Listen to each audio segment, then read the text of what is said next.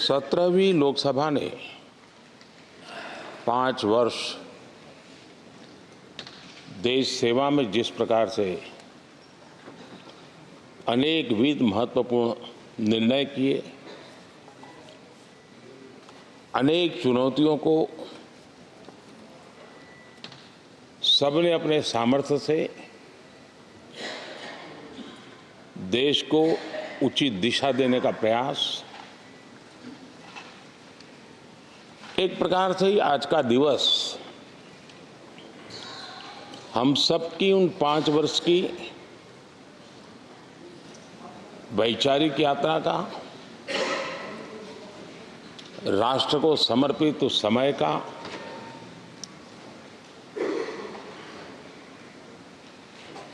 देश को फिर से एक बार अपने संकल्पों को राष्ट्र के चरणों में समर्पित करना ये अवसर है।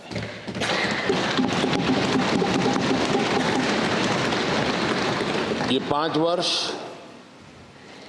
देश में रिफॉर्म, परफॉर्म एंड ट्रांसफॉर्म,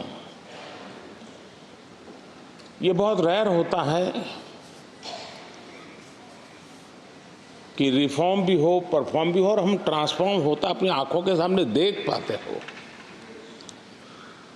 एक नया विश्वास भरता हो। ये अपने आप में 17वीं लोकसभा से आज देश अनुभव कर रहा है और मुझे पक्का विश्वास है कि देश 17वीं लोकसभा को जरूर आशीर्वाद देता रहेगा।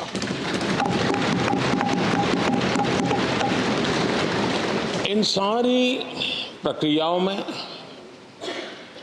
सदन के सभी माननीय सदस्यों का बहुत महत्वपूर्ण रोल रहा है, महत्वपूर्ण भूमिका रही है और ये समय है कि मैं सभी माननीय सांसदों का इस गृह के नेता के नाते भी और आप सबके एक साथी के नाते भी आप सबका अभिनंदन करता हूं।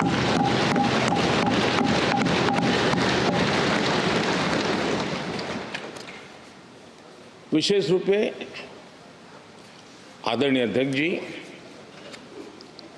मैं आपके प्रति भी हृदय से बहुत बहुत आभार व्यक्त करता हूं।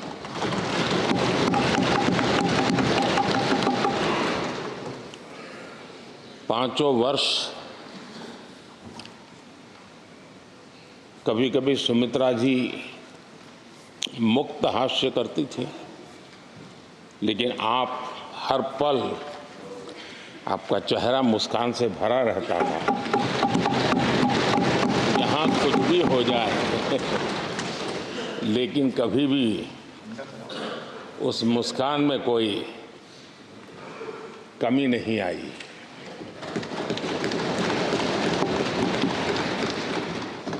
अनेकविध परिस्थितियों में आपने बहुत ही संतुलित भाव से और सच्चे अर्थ में निष्पक्ष भाव से इस सदन का मार्गदर्शन किया, सदन का नेतृत्व किया। मैं इसके लिए भी आपकी भूरी भूरी प्रशंसा करता हूं।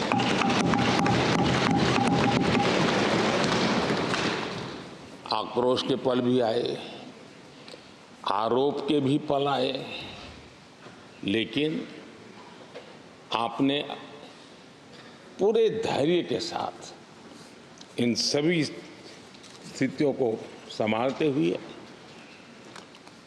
और एक सूझबूझ के साथ आपने सदन को चलाया, हम सबका मार्गदर्शन किया। इसके लिए भी मैं आपका आभारी हूं। आदरणीय सभापति जी, इस 5 वर्ष में इस सदी का सबसे बड़ा संकट पूरी मानव जात ने झेला।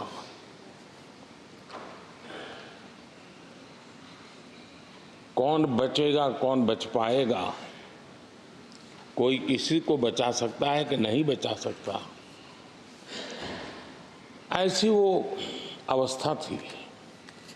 ऐसे में सदन में आना, ये भी अपना घर छोड़ के निकलना, ये भी संकट का काल था।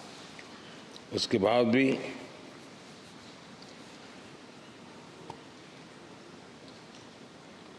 जो भी नई व्यवस्थाएं करनी पड़ी, आपने उसको किया। देश के काम को रुकने नहीं दिया। सदन की गरिमा भी बनी रहे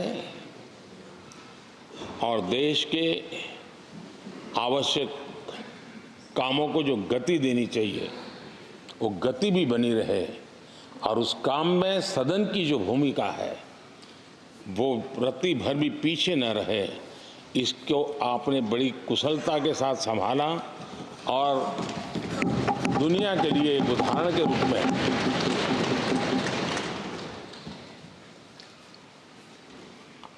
आदरणीय सभापति जी, मैं माननीय सांसदों का भी इस बात के लिए आज एक बार आभार व्यक्त करना चाहता हूं कि उस कालखंड में देश की आवश्यकताओं को देखते हुए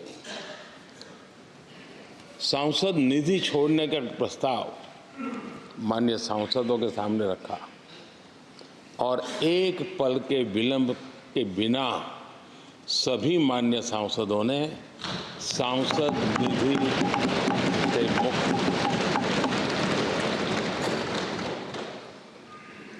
इतना ही नहीं, एक देशवासियों को पॉजिटिव मैसेज देने के लिए अपने आचरण से समाज को एक विश्वास देने के लिए सांसदों ने अपनी सैलरी में से 30% कटौती का निर्णय सबने खुद ने किया, ताकि देश को भी विश्वास हुआ कि ये सबसे पहले छोड़ने वाले लोग हैं। और आदरणीय सभापति जी, हम सभी सांसद बिना कारण साल में 2 बार हिंदुस्तान के मीडिया के किसी न किसी कोने में गाली खाते रहते थे कि ये सांसदों को इतना मिलता है और कैंटीन में इतने में खाते हैं, बाहर इतने में मिलता है, कैंटीन में इतने में मिलता है, बाहर यानी पता नहीं बाहर नोट लिए जाते थे। आपने निर्णय किया सबके लिए समान रेट होंगे कैंटीन में, और सांसदों ने कभी भी विरोध नहीं किया, शिकायत भी नहीं की, और सभी सांसदों की बिना कारण इतनी फजेत करने वाले लोग मजे लेते थे, उससे हम सबको आपने बचा लिया। इसके लिए भी मैं आपका आभार व्यक्त करता हूं। आदरणीय सभापति जी, ये बात सही है कि हमारे कई लोकसभा के चाहे 17 भी हो, 16 भी हो, 15 भी हो, संसद का नया भवन होना चाहिए, इसकी चर्चा सबने की, सामूहिक रूप से की, एक स्वर से की, लेकिन निर्णय नहीं होता था। ये आपका नेतृत्व है जिसने निर्णय किया, चीज़ों को आगे बढ़ाया, सरकार के साथ अनेक मीटिंगें की, और उसी का परिणाम है कि आज देश को ये नया संसद भवन प्राप्त हुआ है।